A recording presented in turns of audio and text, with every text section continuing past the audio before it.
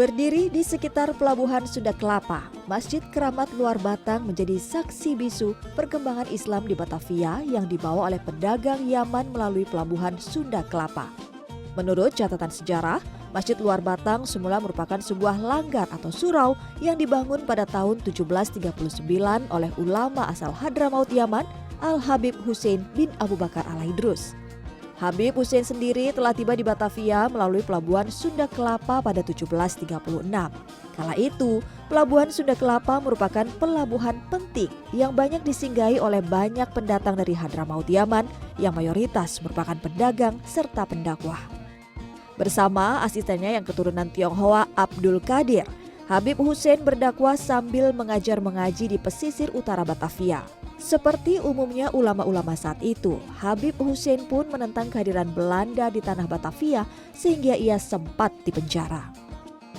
Pembangunan surau yang menjadi cikal bakal Masjid Keramat Luar Batang dilakukan oleh Habib Hussein dibantu dengan masyarakat Sunda Kelapa kala itu di sebidang tanah pemberian warga setempat. Bentuk bangunan surau yang dinamai An-Nur tersebut semula bergaya khas Betawi dan hanya memiliki luas 6 meter persegi.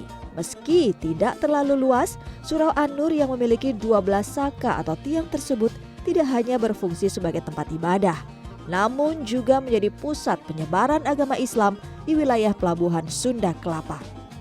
Terletak di kawasan Penjaringan, Jakarta Utara, Masjid Keramat Luar Batang menjadi salah satu cagar budaya di kawasan ibu kota yang tak pernah sepi pengunjung. Apalagi saat Ramadan tiba.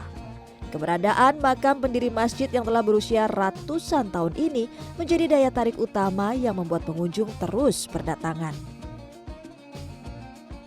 Terdapat dua makam dalam kompleks Masjid Keramat Luar Batang. Yang pertama adalah makam dari Al-Habib Hussein bin Abu Bakar Al-Aidrus dan makam sang asisten Abdul Qadir. Kedua makam dipagari oleh pagar kokoh dari aluminium. Dan konon kabarnya bagi para peziarah yang berdoa di sini maka doanya akan cepat dikabulkan. Mungkin ini yang menjadi salah satu alasan mengapa masjid ini tidak pernah sepi dari peziarah, terutama di bulan Ramadan. Alhamdulillah saya sempetin setiap seminggu sekali untuk berziarah ke makam Habib Hussein Abu Bakar Al-Aidrus. Sebenarnya sih ngikutin ajaran dari guru-guru saya, sekaligus ingin mengharapkan barokah dan karomahnya dari Habib sendiri yang sudah mengajarkan Islam di tanah Jakarta ini. Kalau kesini sih emang sebagai bentuk penghormatan kepada Habib, ya kita emang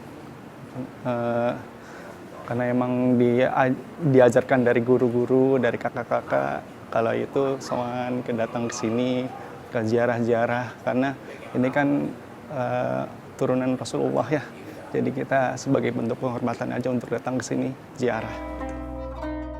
Sejarawan sekaligus guru besar ilmu sejarah Universitas Andalas, Profesor Gusti Asnan menyebut, negeri Yaman memang disebut-sebut sebagai salah satu sumber masuknya ajaran Islam ke Indonesia.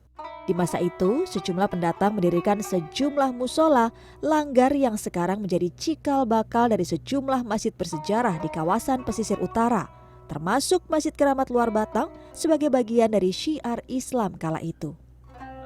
Saya pikir Batavia, Palembang, Jambi, Pantai Timur Sumatera, bahkan di daerah-daerah lain di pantai utara Jawa, di Makassar dan sebagainya, itu kota-kota bandarnya sekaligus menjadi kota penantian angin munsum oleh para pedagang dahulunya. Nah, jadi waktu menunggu angin munsum itulah umumnya mereka tinggal di daerah pelabuhan, pasti di daerah pelabuhan, perkampungan sekitar pelabuhan, dan juga malah di pelabuhan-pelabuhan itu juga ada perkampungan orang dari berbagai suku bangsa dan bangsa.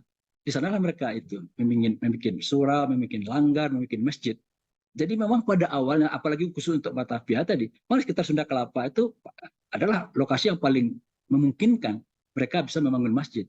Dan seperti kita katakan, saya tahu juga ada cukup banyak masjid-masjid di sana, surau-surau di sana, atau langgar-langgar di sana, yang bisa saja itu mewakili surau-surau, langgar-langgar, masjid-masjid dari berbagai kelompok masyarakat Islam yang datang dari berbagai suku bangsa, berbagai bangsa dan daerah. Nama Masjid Keramat Luar Batang disesuaikan dengan julukan Habib Hussein, yaitu Habib Luar Batang yang diberikan oleh jemaah masjid. karena konon saat Habib Hussein meninggal pada 24 Juni 1756 dan hendak dikuburkan di sekitar Tanah Abang, jenazahnya tiba-tiba sudah tidak ada dalam kurung batang. Peristiwa yang berlangsung sebanyak 3 kali ini pula yang membuat jemaah akhirnya memutuskan memakamkan sang ulama di tempatnya sekarang ini. Dulu masjid ini bernama An-Nur, lebih tepatnya surau ya, atau langgar atau musola. Karena dengan semakin banyaknya murid-murid beliau yang ada di India, di Aceh, di Semarang berdatangan ke tempat ini, karena semakin banyak itu jamaah, diperluaslah Masjid An-Nur ini. Nah, karena memang beliau sudah nggak kemana-mana setelah singgah di Batavia ini. Karena semakin banyaknya jamaah, diperluaslah area masjid ini sampai ada beberapa tiang yang disebutnya 12 tiang tanpa penyangga. Nanti kita bisa lihat bersama-sama ke dalam di ruang utama masjid.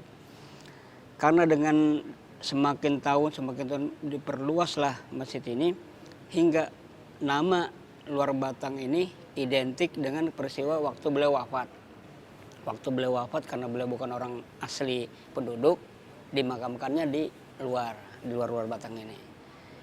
Ada peristiwa yang masyarakat Luar Batang ini menyimpulkan karena beliau waktu mau dimakamkan jasadnya hilang, kembali lagi ke sini. Itu berulang sampai 3 kali. Makanya Luar Batang ini, Masjid An-Nur ini dinamakan Masjid Keramat Luar Batang. Maksudnya karena peristiwa beliau itu mau dimakamkan keluar dari kurung batang, terkenallah An-Nur ini dengan Masjid Jami Keramat Luar Batang hingga sekarang. Masjid Keramat Luar Batang yang berusia lebih dari 3 abad telah mengalami beberapa kali renovasi supaya bangunan masjid tetap kokoh sekaligus untuk menambah kapasitas jemaahnya.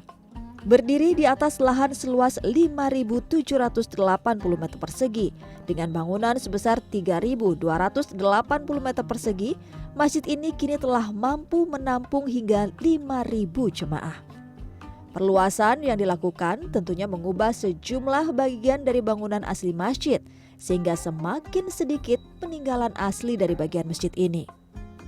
Saat ini saya berada persis di bagian dari ruangan yang dulunya merupakan surau atau langgar An-Nur yang menjadi cikal bakal dari Masjid Keramat Luar Batang. Meski telah menjalani beberapa kali proses renovasi, namun pengurus masjid tetap mempertahankan sejumlah bagian dari bangunan asli Masjid Keramat Luar Batang. Di antaranya adalah 12 tiang yang ada di sekitar saya ini, kemudian makam dari Habib dan juga menara masjid yang dulunya digunakan oleh muazin untuk mengumandangkan azan. Masjid Keramat Luar Batang terletak di Jalan Luar Batang 5, nomor 12, RT 06 RW 03, Penjaringan, Jakarta Utara. Lahan Masjid Keramat Luar Batang berbatasan dengan tembok utara Kota Lama Batavia, serta berdekatan dengan gudang rempah perusahaan dagang Belanda VOC dan pasar ikan. Bangunan gudang rempah tersebut kini kita kenal sebagai Museum Bahari. Pesona kewalian dari Habib Hussein bin Abu Bakar bin Abdullah Al-Aidrus menjadi magnet bagi banyak orang untuk berziarah ke makamnya yang terletak di Masjid Keramat Luar Batang. Bahkan beberapa di antara peziarah yang datang merupakan pejabat dan tokoh Indonesia, mulai dari Presiden Soeharto, Wakil Presiden Adam Malik, Presiden Gus Dur, Presiden SBY, hingga mantan Perdana Menteri Malaysia Abdullah Ahmad Badawi. Berusia ratusan tahun, Masjid Keramat Luar Batang memiliki sejarah panjang yang menarik untuk disimak.